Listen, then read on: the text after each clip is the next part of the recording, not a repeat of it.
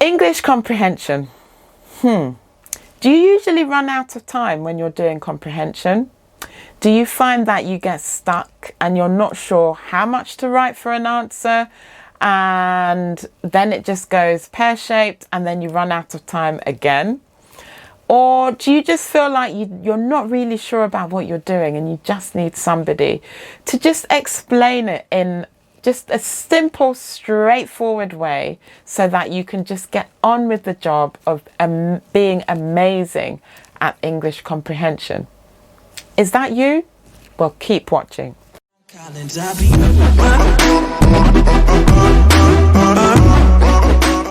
Hi, my name's Joyce Akufo. If you're new to the channel, I am the Managing Director of Geek School Tutoring. We are a tuition provider based in Beckenham, Catford, Lewisham, basically in the southeast on the cusp of London. Well, the Catford Centre is in London.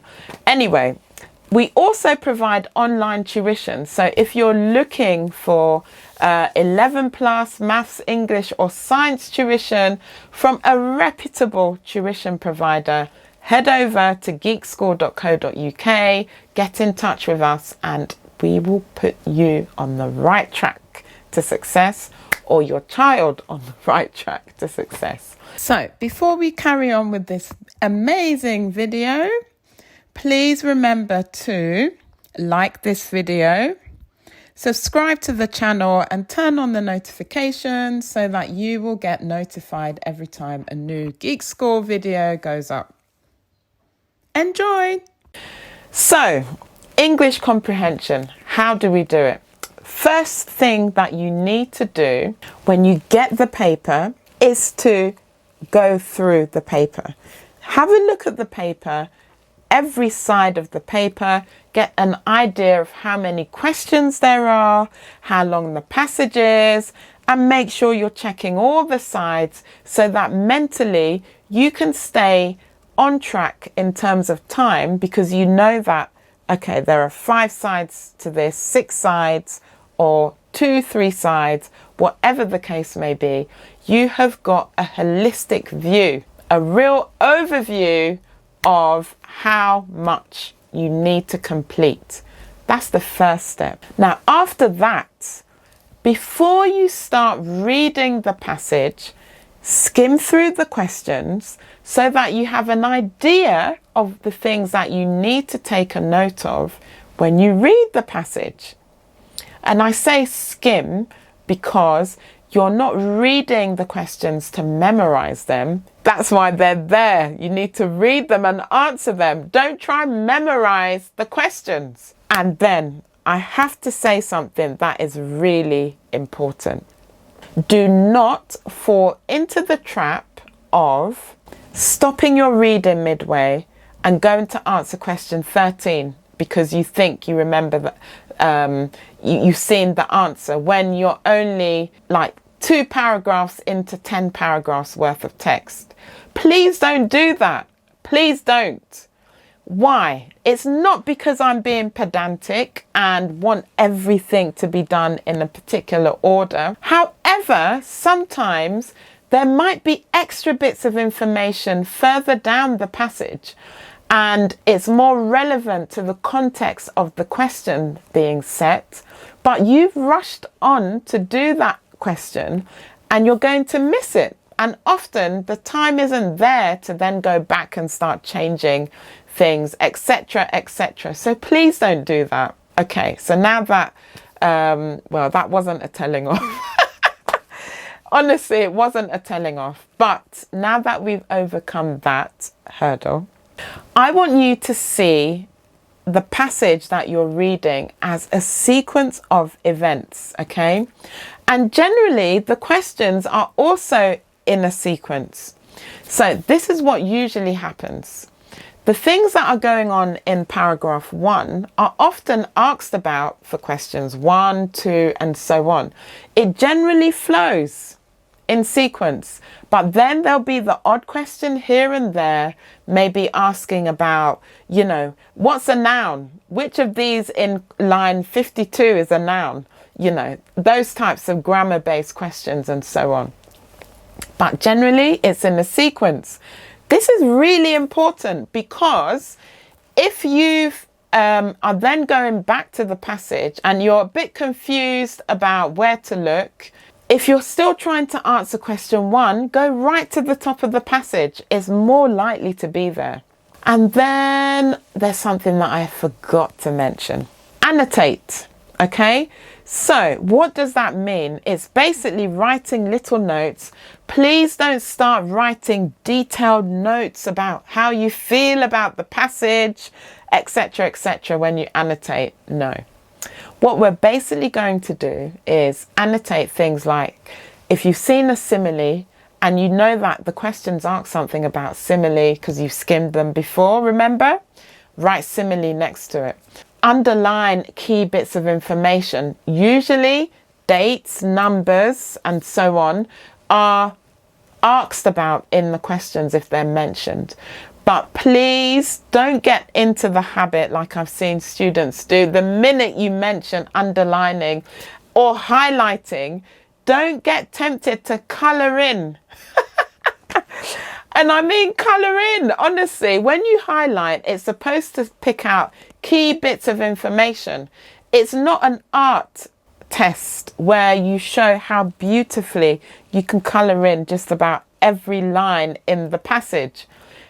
That's a pointless exercise because what you've done is basically changed your paper from being black and white to pink or yellow or some other fluorescent colour highlighter that you have, or maybe pastel. I mean, so much variety these days. But anyway, the point is we only highlight the key bits of information. I repeat, the key, the important, the crucial bits of information. Don't highlight everything because it defeats the purpose. Okay, so we get that part, do we? Good. Now, when it comes to answering the questions, with multiple choice questions, it's pretty much straightforward. You read the question, quickly check the text to make sure that it's the right context before you pick the answer, because multiple choice papers generally tend to twist a few of the answers, and so they're similar but not the same, and if you're not careful you can pick the wrong answer because you didn't check the text. Remember, do your check. That's the proof, your evidence that you're picking the right answer. Don't do it from memory because you may choose the wrong answer and it will be a waste of your time. So don't choose your answer from memory.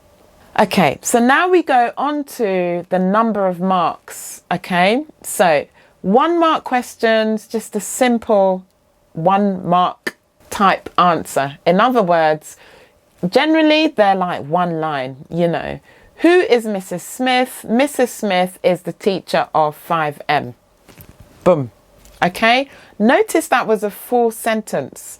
If you're writing for independent school exams, you need to get into writing in full sentences. Okay, it's very, very important.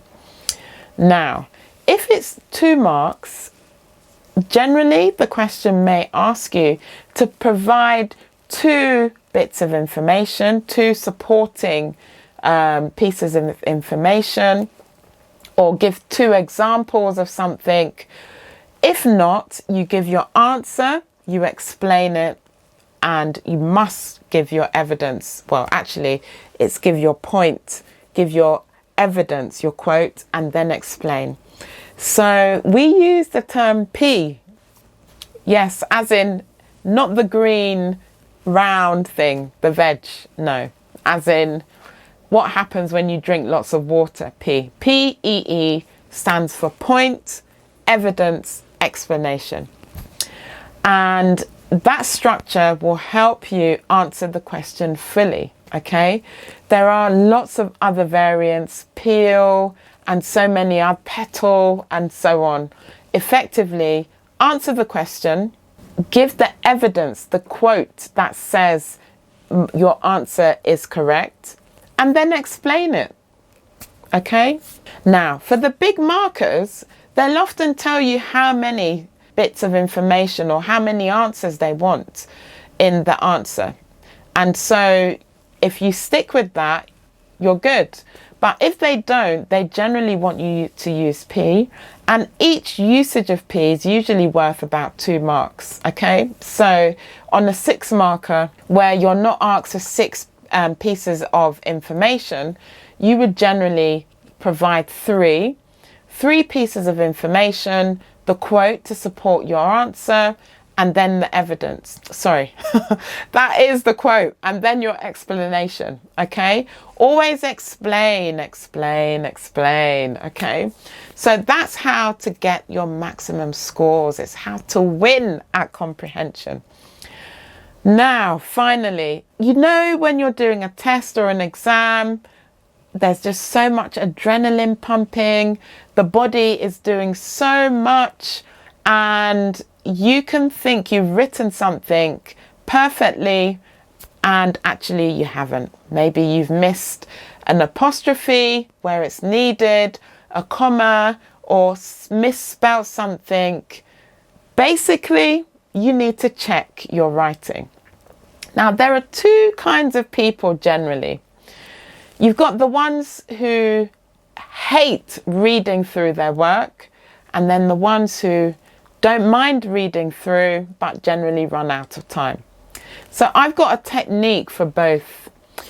Many students find it a bore or quite daunting, or that they don't have enough time to read through maybe 10, 20 questions worth of writing. So what you should do is write your answer, pause, and quickly read and check it. Read it very quietly under your breath so your ears can hear how it sounds. And if it sounds like something is amiss, you can go back and quickly correct it, read it back quickly, and then move on.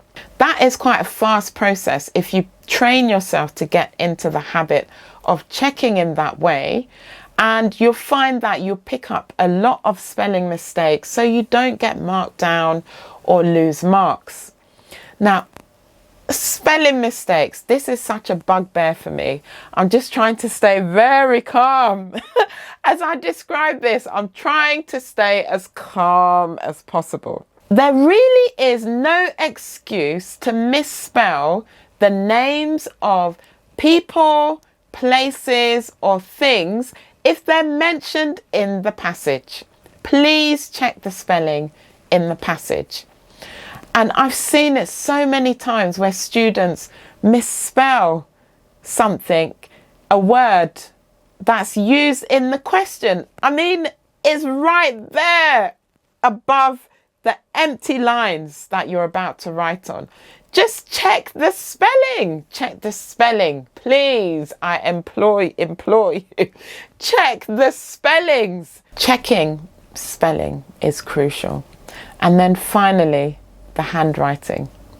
Now, without being rude, if you literally have untidy handwriting, the term chicken scratch comes to mind when you think about your writing.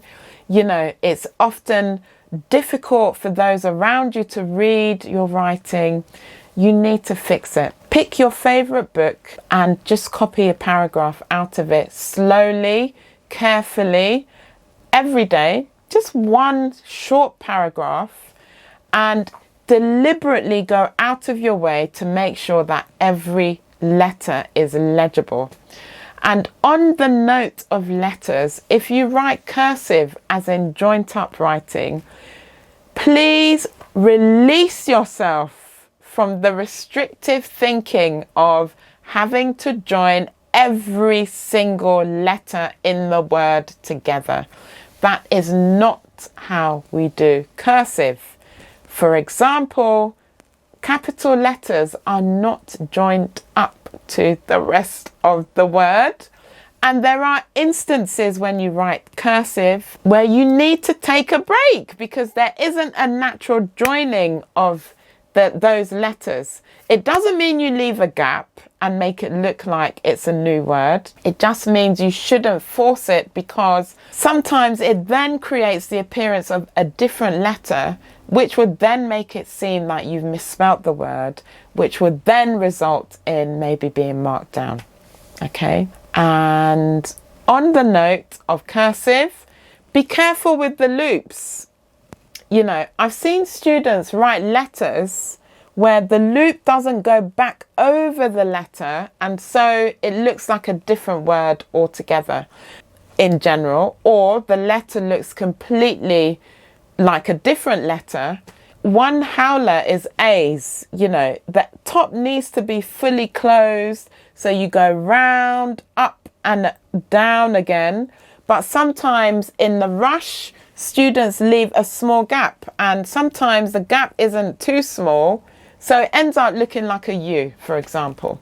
So all of these things can be picked up if you would just take some time out, copy a paragraph carefully, diligently, slowly, and then have somebody else have a look at it for you, get them to read it for you, and give you an honest opinion about how easy it was to read it, and so on.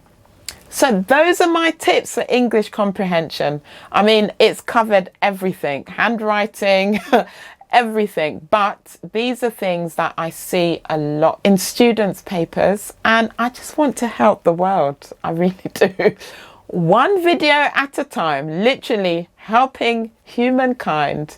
No, I say that in jest. I just want to raise it so that you can look at what you're producing, what your child is producing, if you're a parent who's watching this, and just improve in general, so that you can get the best out of these tests and exams, you know, that you've been prepping for, working hard over, or helping your child prepare for, and so on, and not have to do any resits, repeats, or get lower marks because no one understands what you or your child has written. So I hope that's been helpful. Thank you again for supporting the Geek School YouTube channel.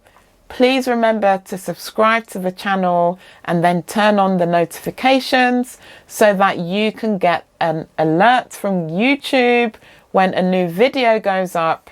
And I'd love to hear from you. So put something in the comments if you have any questions, your experience of English. Maybe there's a tip you have that's worth sharing. Please do. And remember, on the note of sharing, please share this on your social media channels.